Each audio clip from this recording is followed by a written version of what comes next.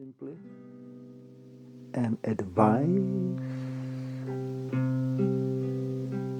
to harmonize your soul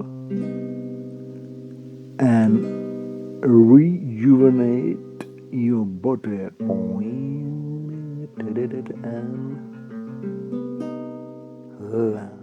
Okay, we wake up. And in the morning, wake up. Guitar close to hand, at hand, we say at hand. And you start with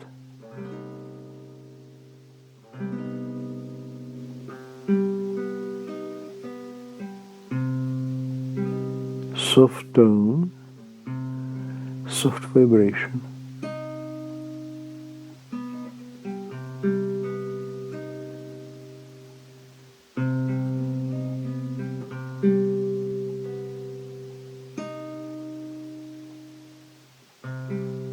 I have found, after many years of improvising,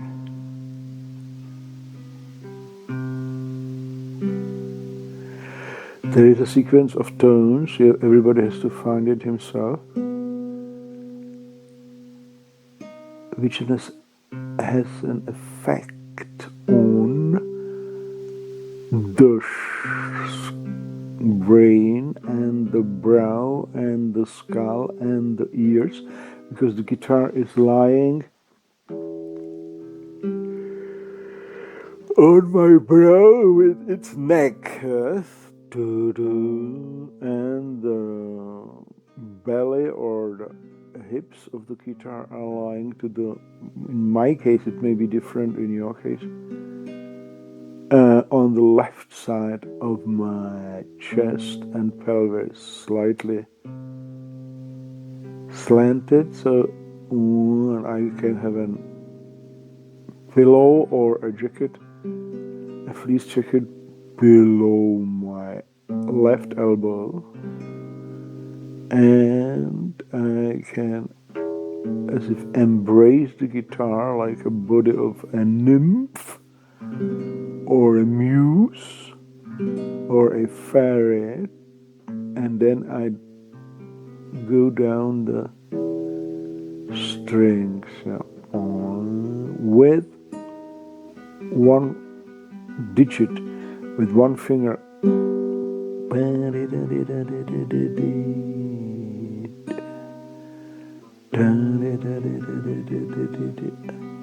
The lower arm below or above the wrist is resting on the edge of the guitar.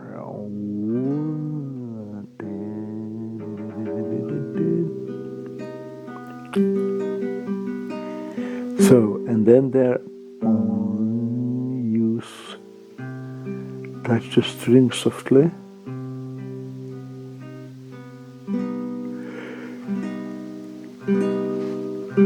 And you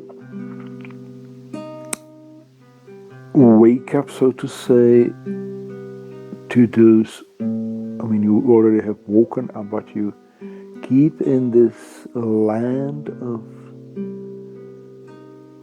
feeling the body from inside and the peace of doing nothing, and you transition from sleep to waking state with this acoustic vibration and haptic vibration.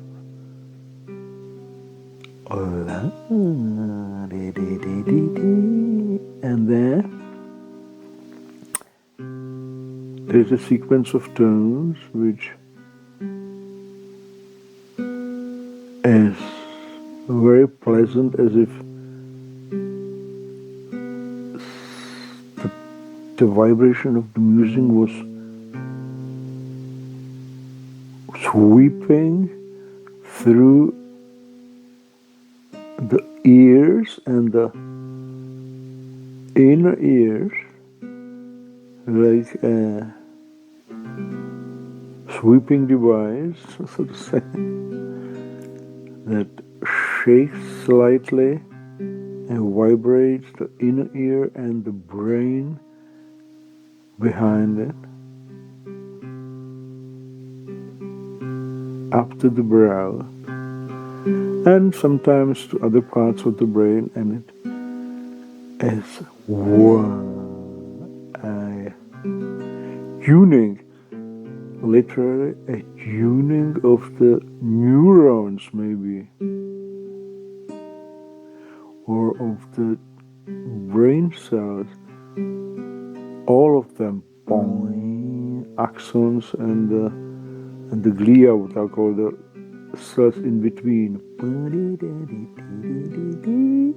of the gray mass, not only the gray, it also goes into the depth of the brain to those various specified regions.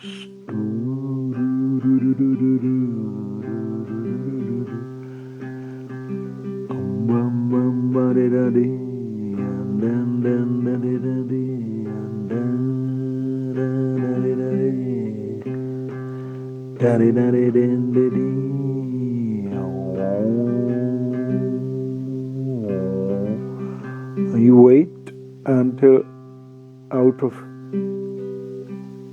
the depth your voice is born, out of the depth of the vibration.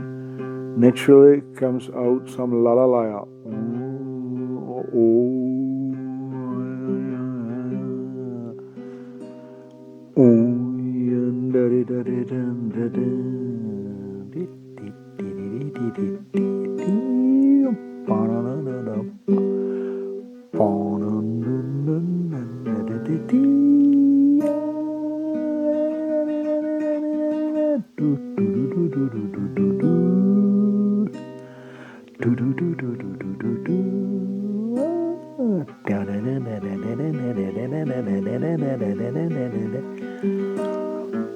Because your body is rested and the soul is dreamy and harmonized, your childish self, because as a child you were sleeping a lot, and lying also a lot without sleeping, but enjoying the pure perception of your body in this world.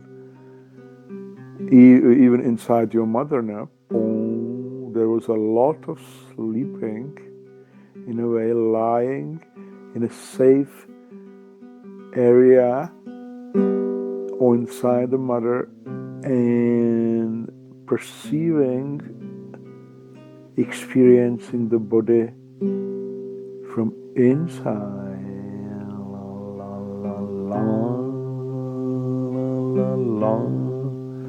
So this lying and waking up and experiencing the vibrations of the guitar on your brow, or you can move to other parts of the body, reminds the soul of those clear the first months and years of being in the world. We could say you are refuting here Heidegger's concept of being thrown into the world, which you didn't intend it. Because physiologically speaking, we are never thrown into the world. We are growing into it slowly in our mother's bodies. And it is a very pleasant, or can be, if there is no war or some madman disturbing your mother, or making her life difficult. This is a great crime against humanity to make the pregnancy of women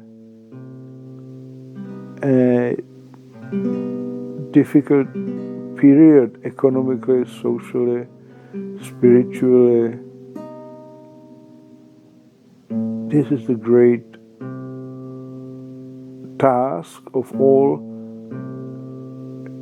governments and social bodies to take care of that, so that the babies and the fetuses can enjoy being grown into a loving surrounding, the loving world. So, and naturally it has happened in my early childhood, so that I immediately slide into this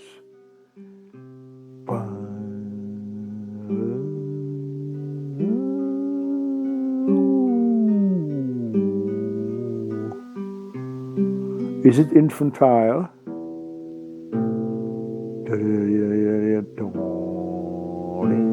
Infantile can be judged human behavior of a grown-up person that reacts childishly.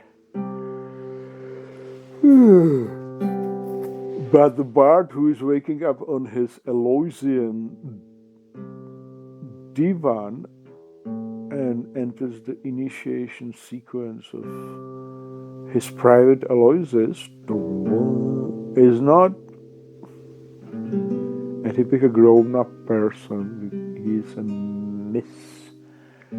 mystagogue, an initiated magician.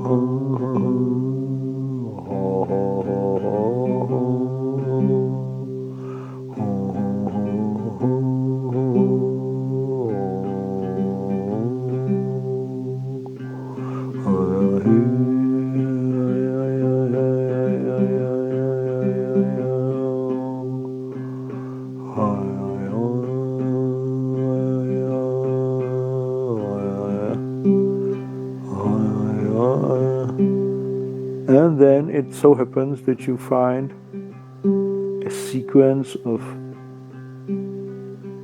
tones, a melody, a rhythm. It seems to be inviting you.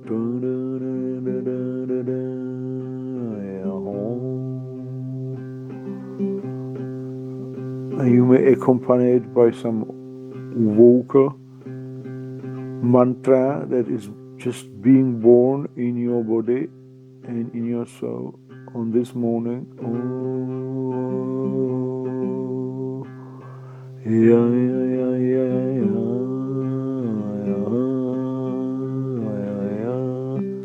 It's fluid. There are no sudden acts of consciousness, no one moment of vibration and vocalization grows into the other smoothly.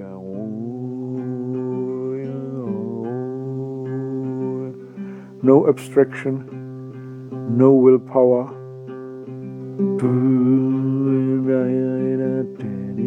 No conception.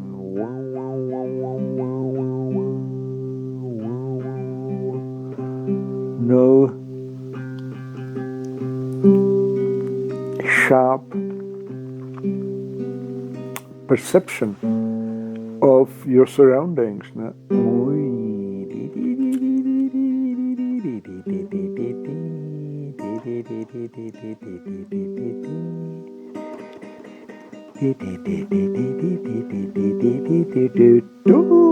And then the child comes, the childish, overflowing cup of Dionysus, the playful experimentation, both with the strings of your Bardic lyre and the voice.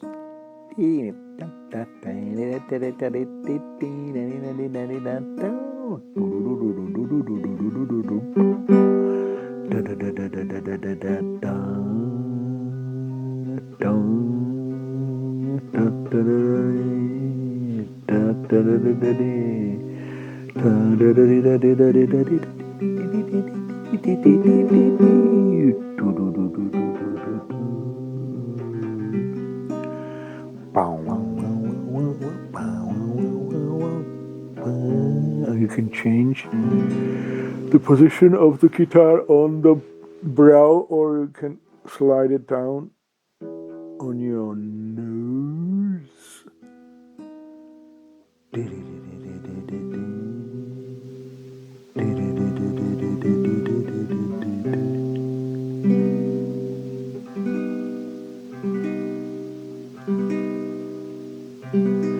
And you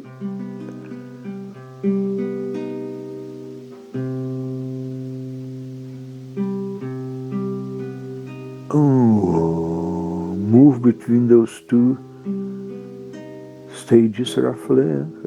First, a deep opening of the treasures of your soul, the distant seas and mountains and valleys of your soul.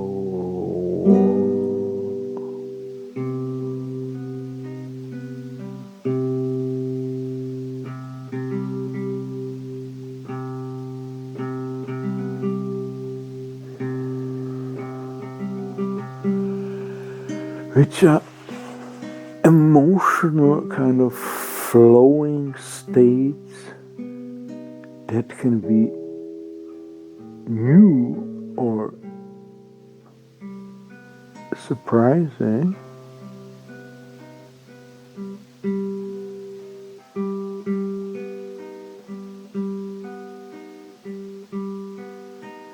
But they're all tastes of peace and home in the deepest sense, not having any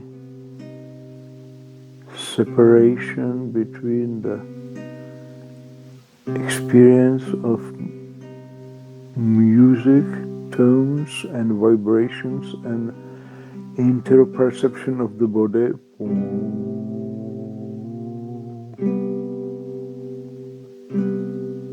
Like a fetus in mother's body.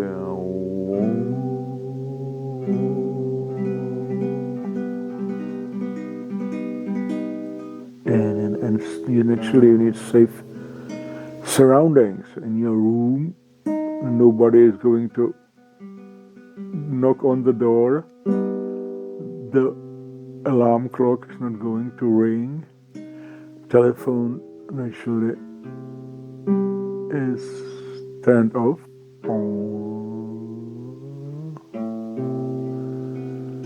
And envious neighbors are not allowed to know where you are.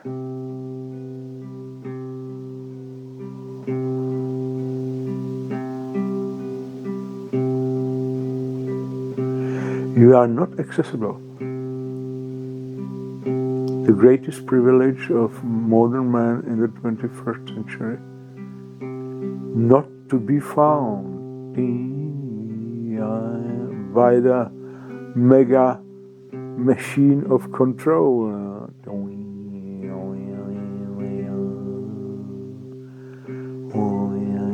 Envy and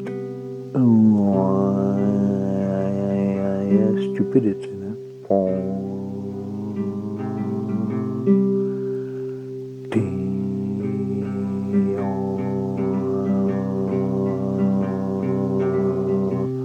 And again, after some time of experimenting and feeling, sometimes, and it's very pleasant when it happens, this inner dissolution of some ego structures, probably are they, all kind of habitual neuronal patterns of firing of the axons.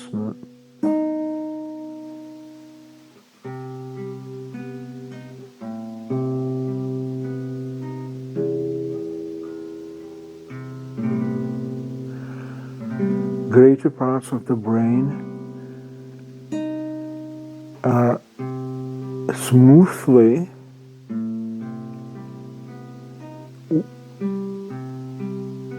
you cannot say activated, because in the word activated we have this ominous word act.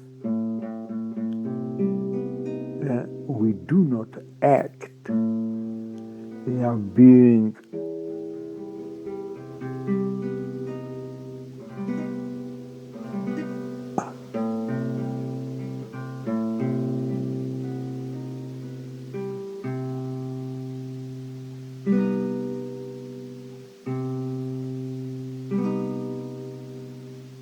harmonized.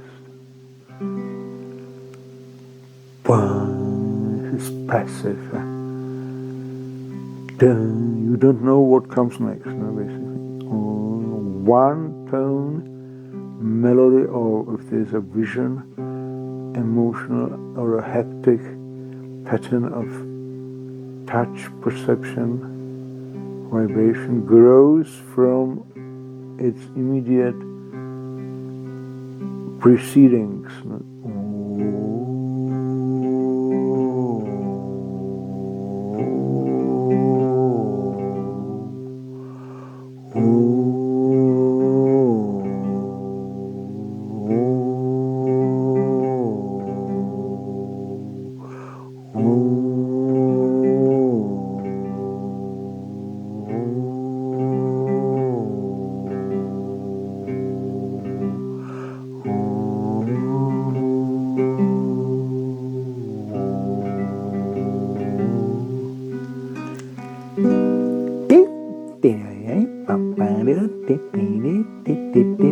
And out of this deep waves of harmonious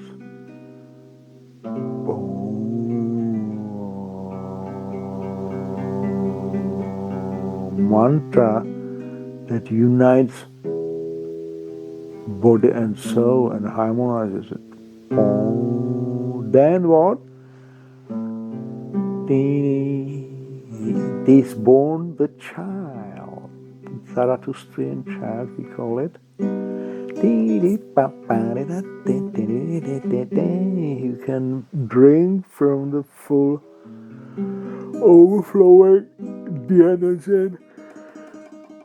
Kikeon or cup of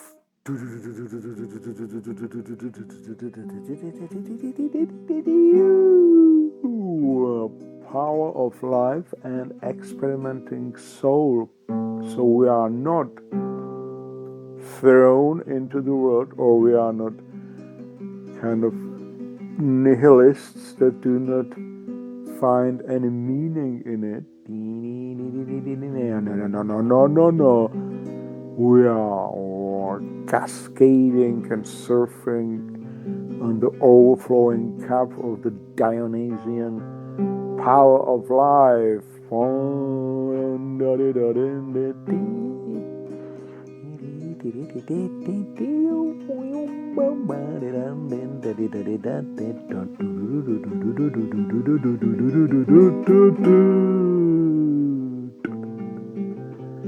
And it may take a form of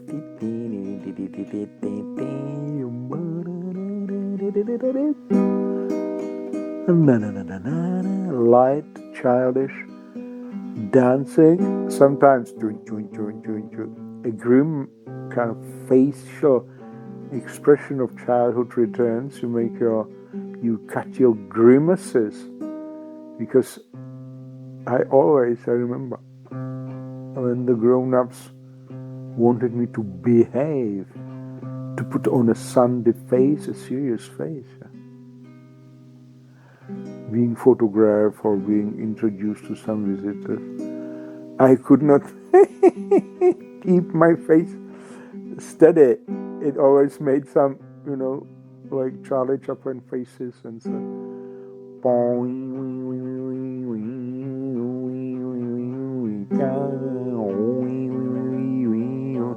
It was a protection against this mask, this frozen mask of, a social role being, pressed upon the face of the child, upon the soul and body of the child. And on the contrary, in school, then, and in sport education, because I was a very good sportsman, my defense against these commands of the educational masters and sport training masters to stand upright, sit upright, walk correctly, and do this and that, was simply to overdo it, because I was much better than they in it. And the funny game of being 200% made them kind of flabbergasted. They could not protest, but they saw that I have departed into a realm of heroism and that I don't care about them. I remember one. I was in a military school. It was a strange kind of combination, university, and every one Tuesday of the week we were going to a military education camp in Prague. Behind the city there was a kind of training area for students, a special unit of foot soldiers and some armored vehicles, and all the philosophers and linguists and psychologists and art students, and they were, and also the students of law and musical faculty and film faculty, whatever, this humanities. They were put together to form one unit of infantry and armored vehicles, with the intention to send them into the front line if there would be some possible war with the West, and so sacrifice them in the first battle so that nobody would protest against the war. Okay, it was a kind of funny field where we were laughing and having good time, and the officers were, exhausted to control us. So many free minds. It was in the 70s, actually.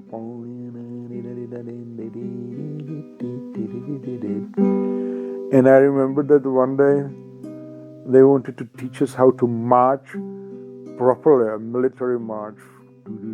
And so I was supposed to, because I was a professional sportsman, a fencer, which was a kind of also a military kind of exercise. They knew that. I was in the Olympic training center for fencing. So they commanded me to march. Well, I marched like God, like Ares. I marched so perfectly that they were all shocked. But I didn't stop. I was marching on and on alongside the collected body of the soldiers and the officers. And on I passed them, and I marched out of the premises through the gate like God, Ares going to war. And they had to send the guards to catch me and to turn me around. And they turned me around, and I marched back like a god. And I stopped in front of the troop and the officers and turned to them, and I bowed in a kind of, like I was an Olymp, bowing to Zeus. And I said, "Oh, honest and adorable, admirable generals and gods of war, I am sorry. I could not stop. I was possessed by Ares, the god of war, and I wanted to march on and on until I subdue all the enemies." They could not very well protest against this. Okay, so this was the way of overdoing, parodying, but it must not be an intention. This is the funny thing with me. It simply really overtakes me. Like the archetype of the war drives in, and I walk and I march and nothing can stop me. Naturally, it was a peaceful time.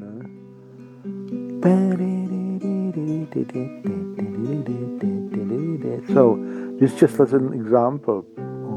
We talk about it later, because there were many such experiences in those glorious days of my young manhood, when I was, when one god after the other was jumping through my soul and body and making the life a great drama and great fun and great adventure.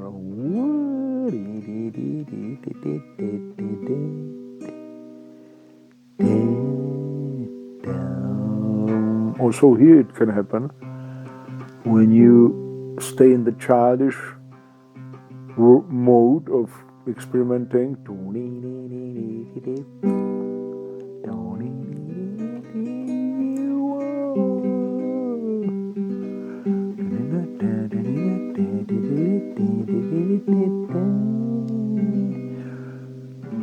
Okay, you change the position as I told you.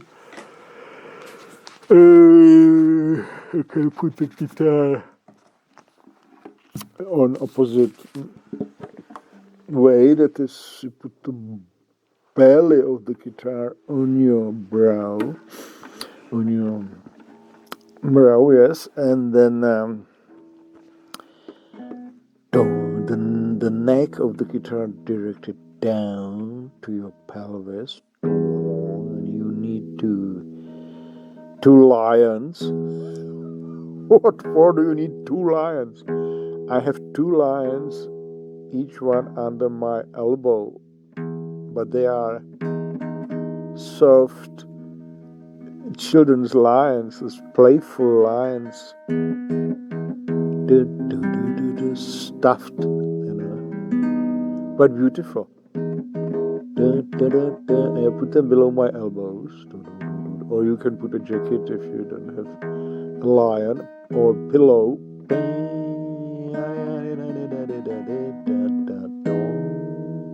And then you can put your wrists on the edge of the guitar from both sides. The strings are naturally directed toward the ceiling.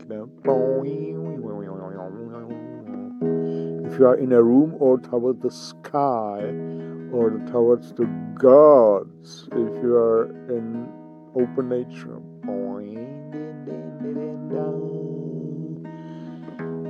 And then you can hit the strings from both sides.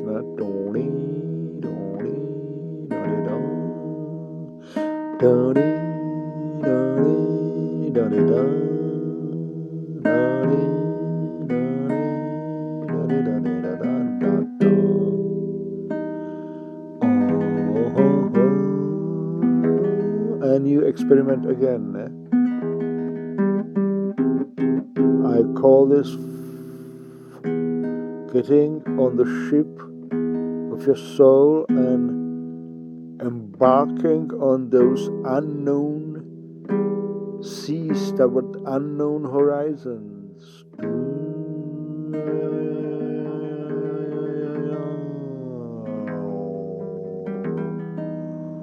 And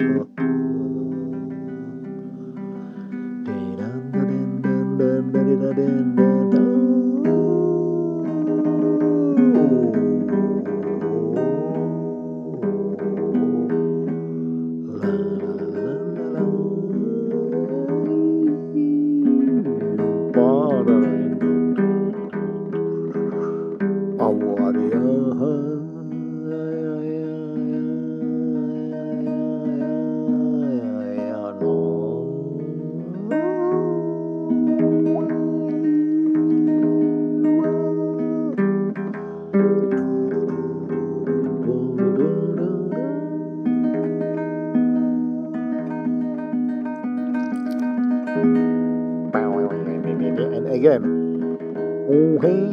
vocalization, fluidity.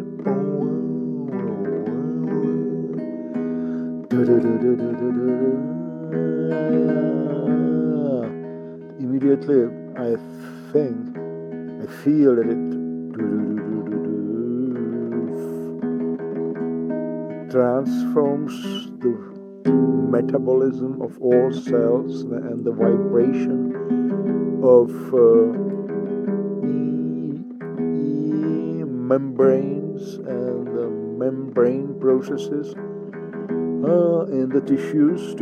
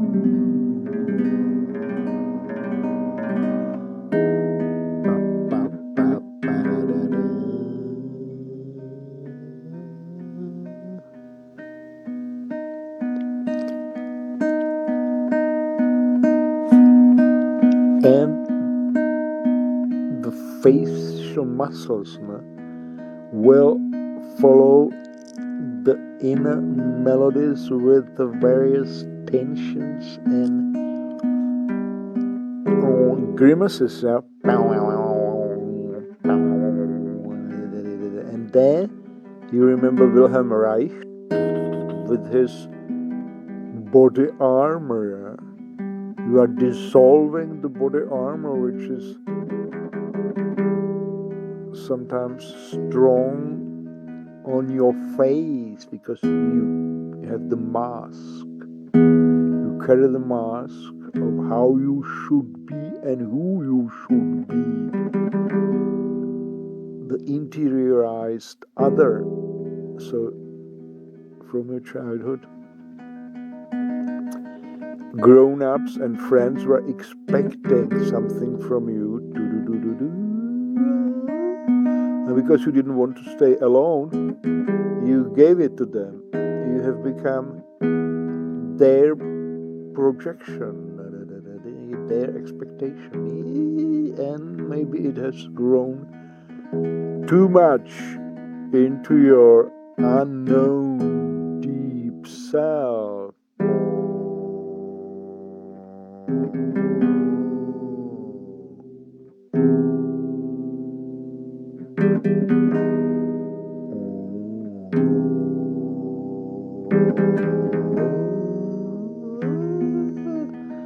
And this is a predicament of the human race, because we are social animals, and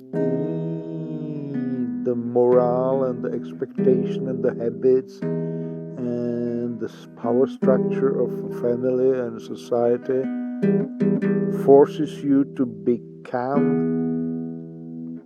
what is expected. And then you are rewarded for that. And you're still young when this happens, and so you have abundant physiological energy of the body, so that you see, okay, I enjoy this, this is good, it makes the life easy. Later on, maybe you think, later on I will be myself if I want to.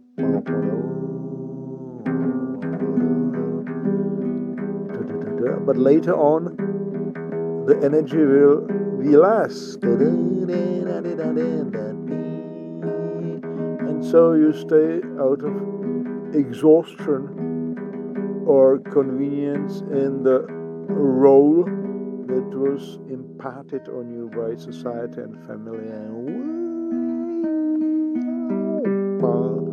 But the problem arises later when you discover that you do not have your own roots living. The roots have stayed down there in the body of your mother. And in those first years of passive childhood,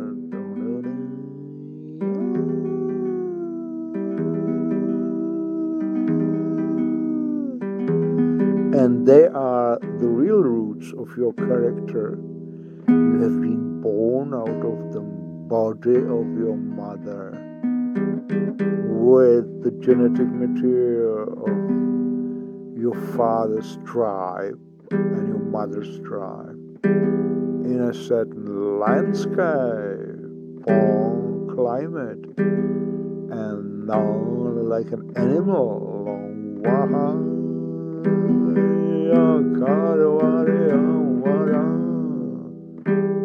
And these are your roots, like a tiger. You walk through the jungles of your childhood forest. Tiger, tiger, burning bright in the forests of your childhood night. You have had your childhood night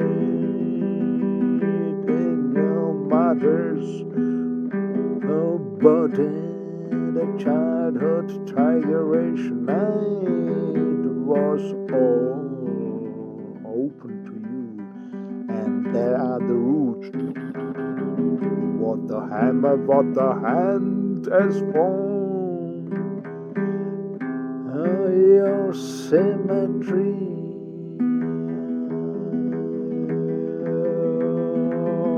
What the hammer, what the hand has shaped your muscles, bones, sinews, shoulders, knees, and feet. There is your root of your life power, Papa, and only there can you be really at home by your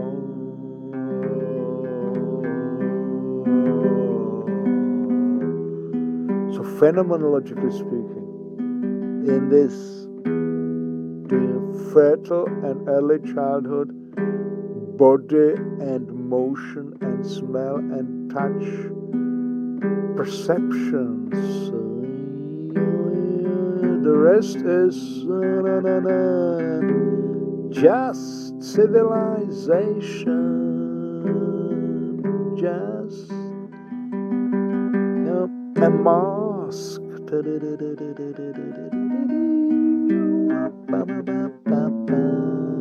Which makes it easier for you to work and, sign checks and, make telephone calls. But it does not make you tigerishly strong and happy. And not happy in the sense of contented, but vibrantly, full of joy of life. This is the Dionysian. This is the Nietzschean will to power concept, which has been terribly misunderstood by all those who suppose it is a social category, kind of Machiavellian, Caesar and Napoleon, power to overcome all obstacles in a society. No.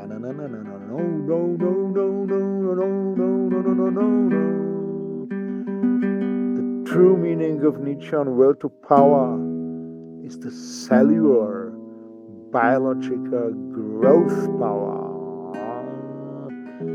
The power that was growing your organs in your mother's body. If you have been conceived under beautiful, strong, passionate, healthy conditions, then this power of life is strong in you. Will to power, biological growth of cells, mitosis, separation of a cell into two daughter cells, and then metabolizing, connecting into tissues and organs, and organisms, and landscapes, and planets, continents.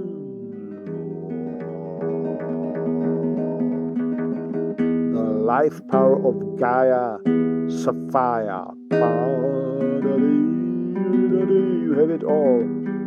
So the message is, you must, if you are a tigerish child,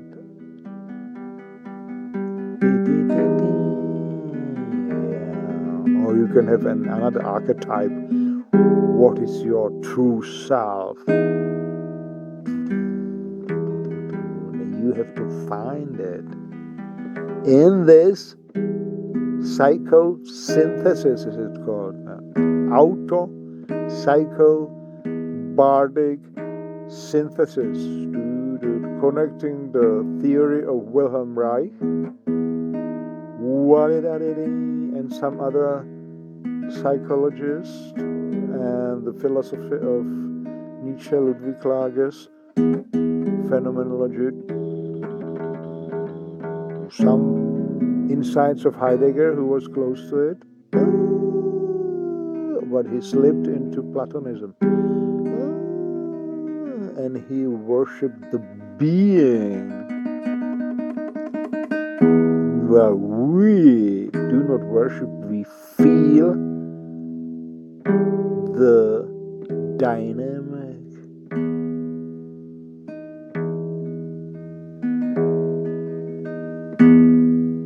process of life, even on its software level. Never staying the same, never staying the same, never entering the river as the same person, same body, same soul, because the river has flown and you have flown in time. There was an accumulation.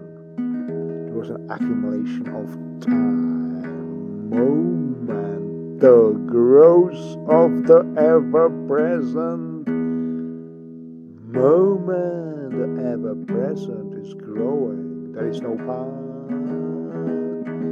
There is no past in the sense of frozen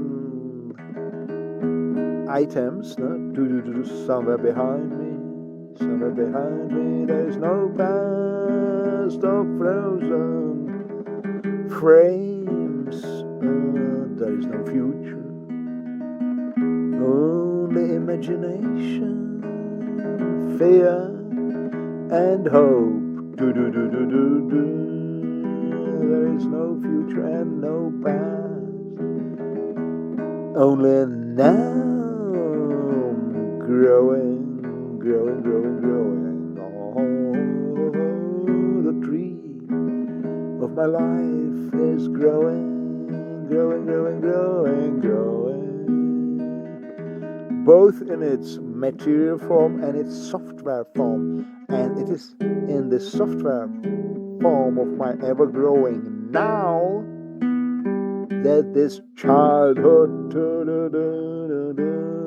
sees and matters. La la la la la, still is vibrating, vibrating, still living somewhere far deep into the software field of my soul,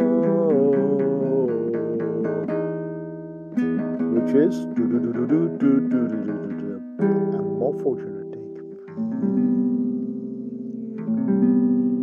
ever growing,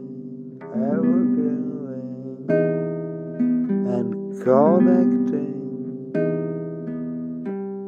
spatially to the ever-growing field of the Mother Gaia, so far.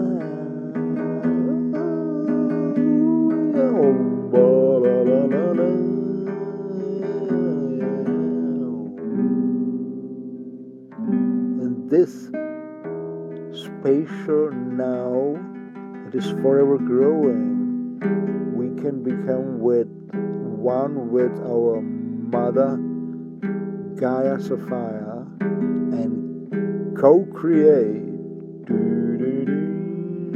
ourselves, growing ourselves out of the childish innocence, the songs of innocence.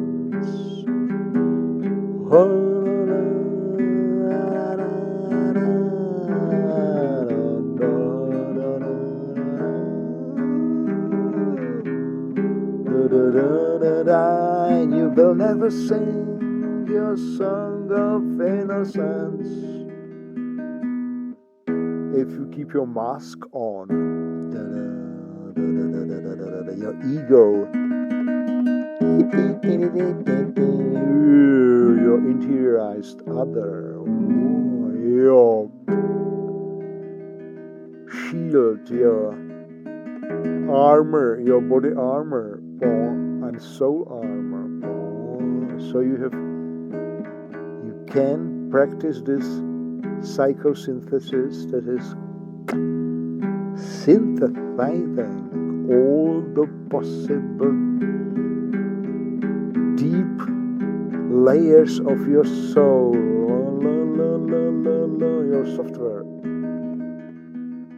implementing the deep software of your childhood into your body again now. Oh, tiger, tiger now, burning bright again in the forests of my soul's night.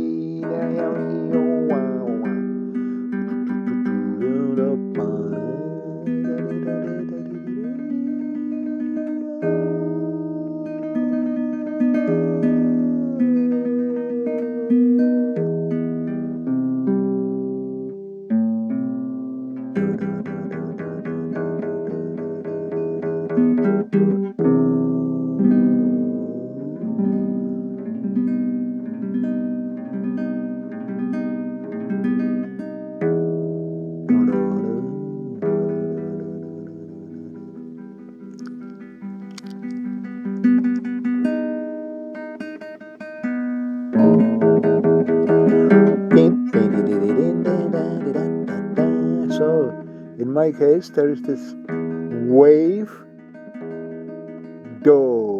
falling down into the depth of time, which is the depth of the now, of the ever-growing now, where I can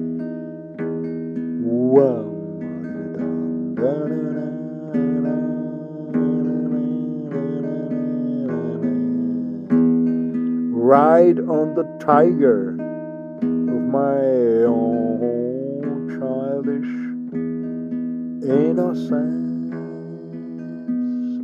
Physiologically speaking, the body, the Nietzschean body, is running with the tigers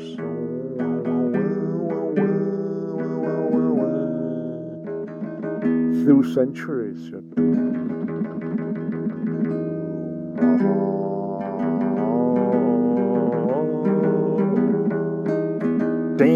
And sometimes it blows up, it explodes into the Akashic records even.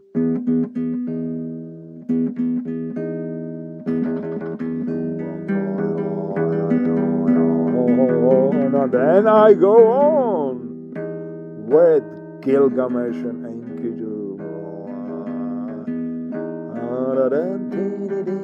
Let us kill the monster. Let us kill Humbala. We shall kill the Humbala in the deep forest.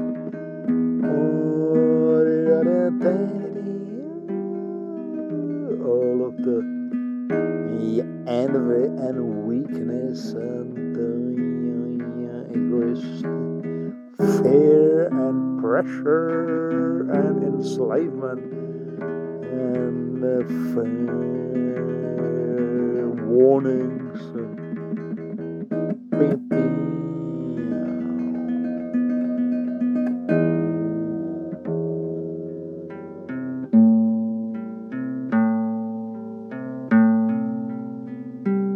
and then it clears and we stand on the shore of the Sargasso Sea of our soul, with Gilgamesh and Uttanapishtim. Hey, this day we have reached the deep sea of Uttanapishtim.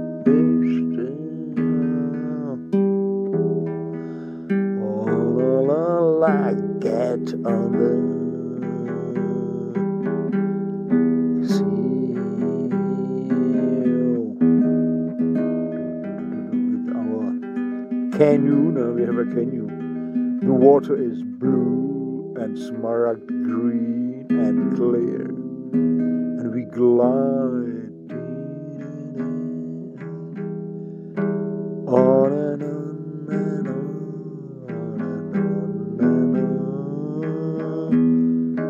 Hey, will you give me the flower of life? Will you find it for me in the deep of the Sargasso?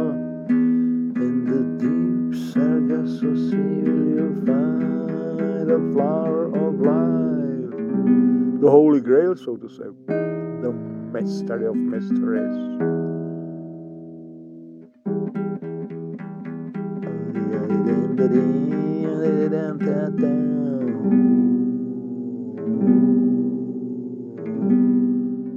The co-creative ability of the human soul.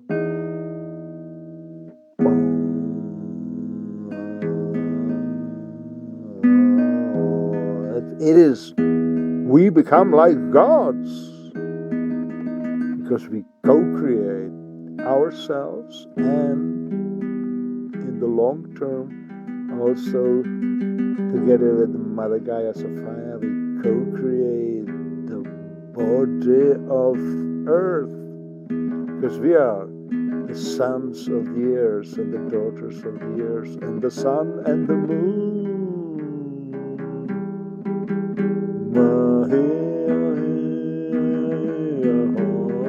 So you see, from the military training area in my childhood, I have flown far away on the wings of cosmogonic eros, on the cosmic plane, on the cosmic plane. And what is the mystery of time is it is all present in your individual soul if it can expand. If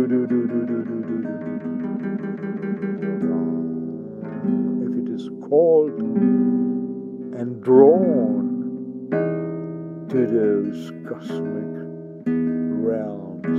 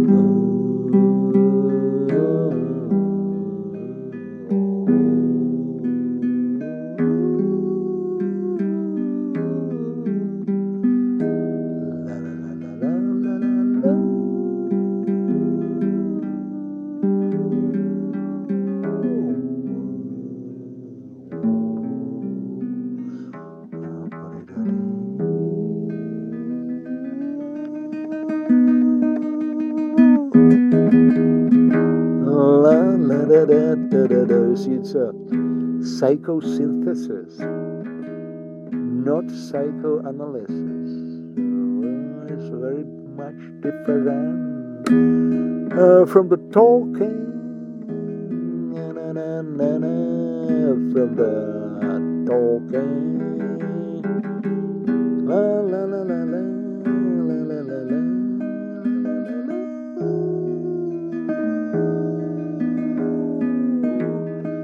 As in the psychoanalysis, Freud would have the rule: what is unconscious must become conscious. The id must become the ego, but under the command of superego. It was his command, as his science and his theory of psychology, which is superego, institution, money. You have to pay for that even. Whereas in the psychosynthesis, which is your own doing, you don't have to pay yourself. Crazy.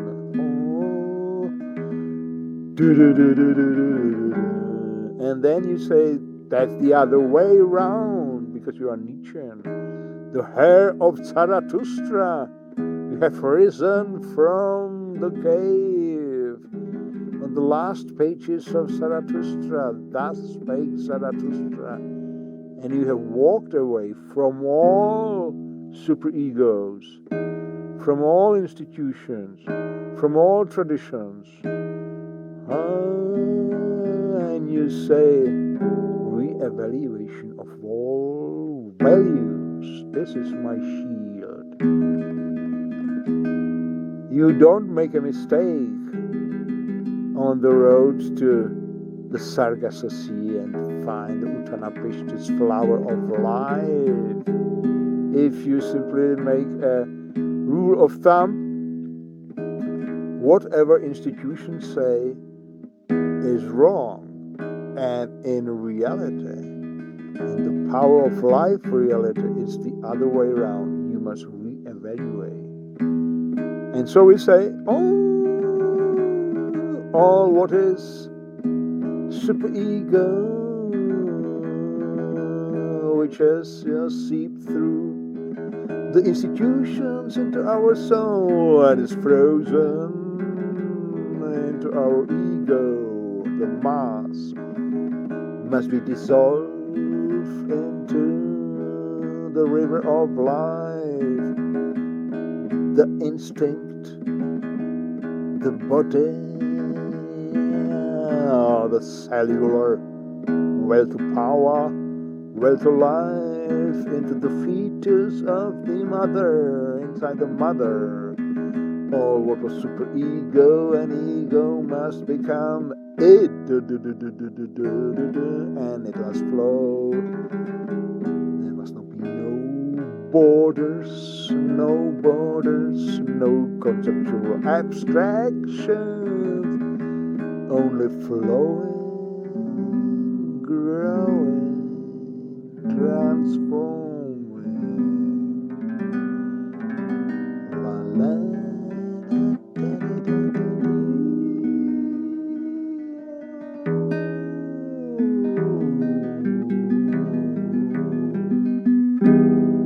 Okay, you get the main vibe, the main vibration, vibe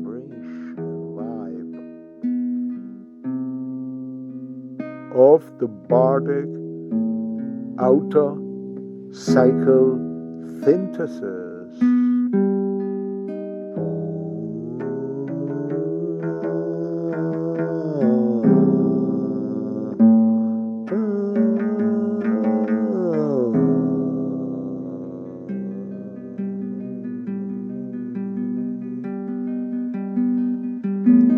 And you fly and flow on the waves of your childish power so long as that's possible, until you feel what? The body wants breakfast. The good things, like your mother was making your breakfast with porridge and honey and yolk of the egg and lemon and cacao.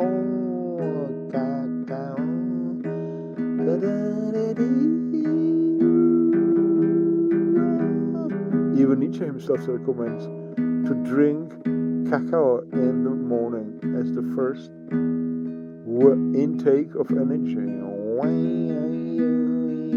And it's a hormone. The diet, the climate, most important objects of study.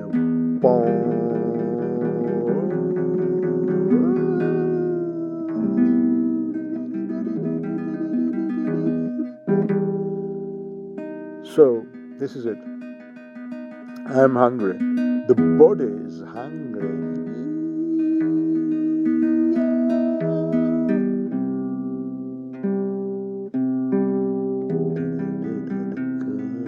Go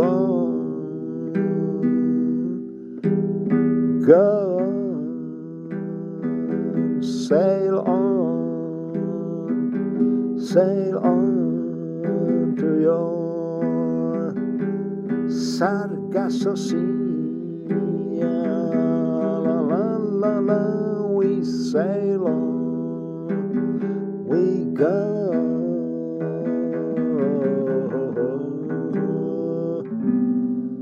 With the flower of life. And this time we shall not lose it like Uttarapishti did. We shall not put it on the edge of a well so that somebody could steal it. And what was his mistake?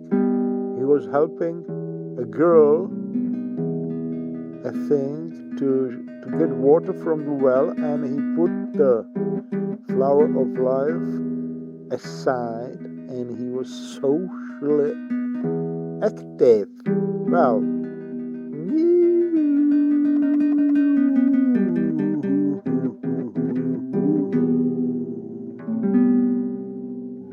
maybe it's the predicament of the human race, that we become gods and tigers due to our own psychosynthesis in the what is this realm? Is it real?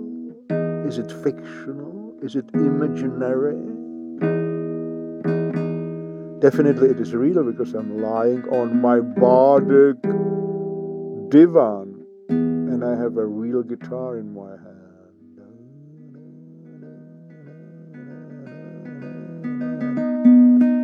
Is it fictitious? Yes, because it connects realities of my biography into a beautiful mandala, an artwork, combines the selected, but they are not selected intentionally. They appear passively, but in the sense of selection, combination of chunks or pieces of reality, it is a fiction.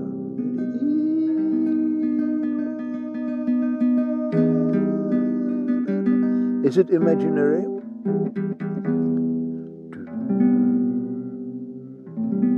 A dream that appears passively in front of your eye? Yes, because we were ourselves surprised when we were taken to the Akashic record realm. So it is all of them together, real, fictitious, and imaginary. So we must find a re-evaluation of those three stages of experiencing. As phenomenologists, that will be the next trip.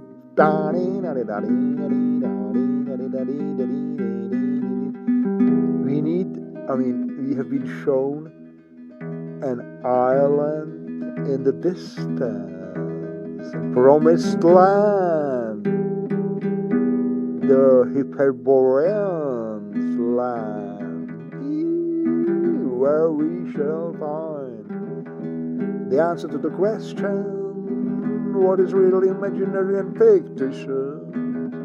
How shall we embody it all? La, la, la, la, la, la, la, la, la, la, la.